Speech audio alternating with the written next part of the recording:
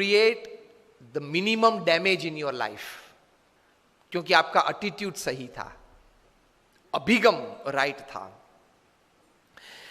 एक बार भगवान ने 3 लोगों को स्वर्ग में बुलाया.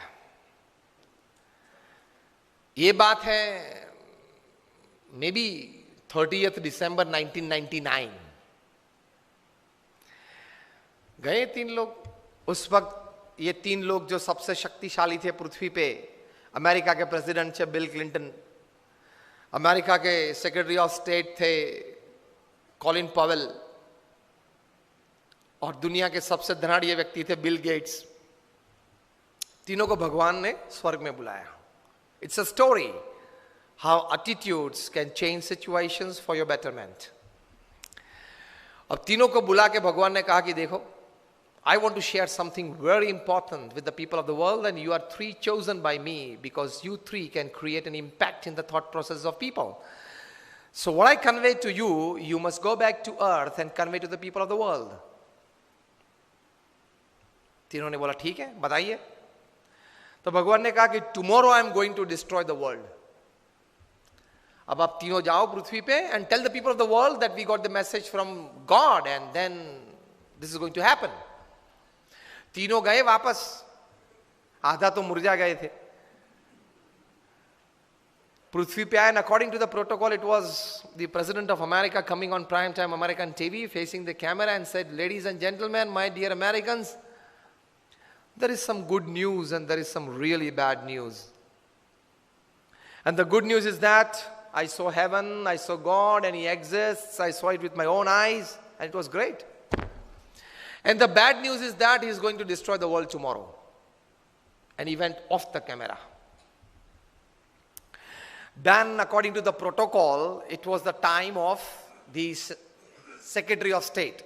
America की presidential democratic system है, वहाँ Secretary of the State is the second most important diplomat after the president. So Colin Powell came on TV, facing the camera. He said, my dear ladies and gentlemen, Americans, there is some bad news and good news. Clinton क्या बोले थे? Good news and bad news. Colin Powell goes, there is some bad news and some good news. And the bad news is that my God, He exists. Because he knew what He was doing in Iraq. उस वक्त Colin Powell Iraq में क्या कर रहे थे उनको पता था. कितना गलत काम कर. भाई इराक के पास वेपन्स ऑफ मास डिस्ट्रक्शन है, WMDs हैं, इसलिए वो कभी भी पूरी पृथ्वी को नष्ट कर सकते हैं, ये Saddam Hussain and party. So let us destroy Iraq and let us destroy Saddam. और युद्ध किया, नष्ट कर दिया. यूनो की टीम वहां गई, पूरा इराक में एक एक कोने को जांच लिया और कहां से भी ये WMDs नहीं निकला, जिसकी वजह से अमेरिका ने मार दिया इराक को. मारना था, ये तो एक रीजन था. So Colin Powell knew what he was doing in Iraq. So he said, my God, there is some bad news first. He exists. क्योंकि वहां जवाब तो देना पड़ता है ना. And the good news is that America is finishing off Iraq tomorrow. Why I should tell the world that the world is going to get destroyed? Why I must tell America is going to destroy Iraq? Credit for America. Now it was the turn of the most shrewd businessman the planet has ever seen. A high school dropout. 8th standard भी वे नहीं पढ़े हैं. And he is the self-made richest person upon this earth. Bill Gates. He faced the camera and he said, ladies and gentlemen, with a smiling face and a big loud voice, ladies and gentlemen, my dear Americans, there is some good news and more good news. Attitudes कैसे हैं लोगों के.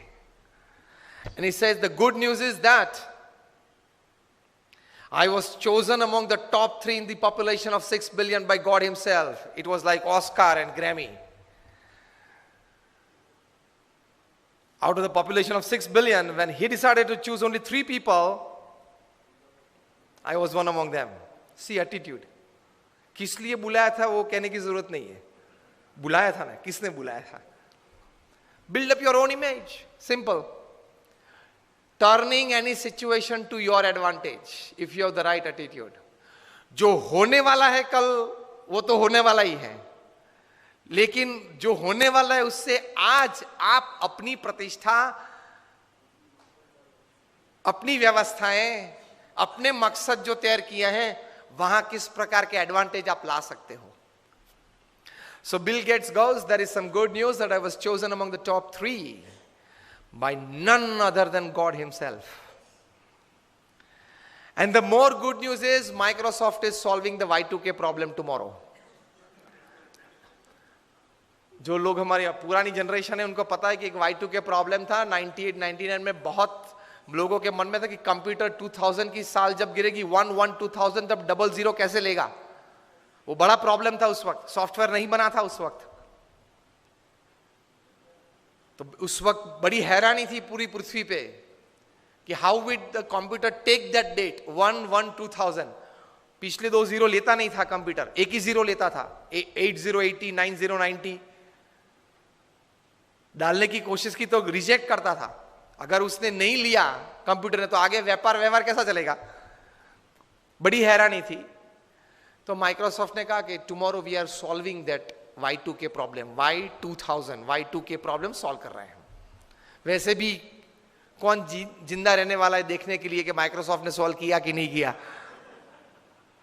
तो क्यों Microsoft के लिए credit ना ले लें. सिचुएशन, परिस्थिति एक ही थी. 3 लोग थे, उसमें उसी परिस्थिति को किस नजर से देखा, किस तरह से अपने जीवन में स्वीकार किया, उससे अपने जीवन का सुख और दुख, अपने जीवन की प्रगति या अधोगति और अपने जीवन की सिद्धि या फेलियर्स वो तैयार हो जाते हैं.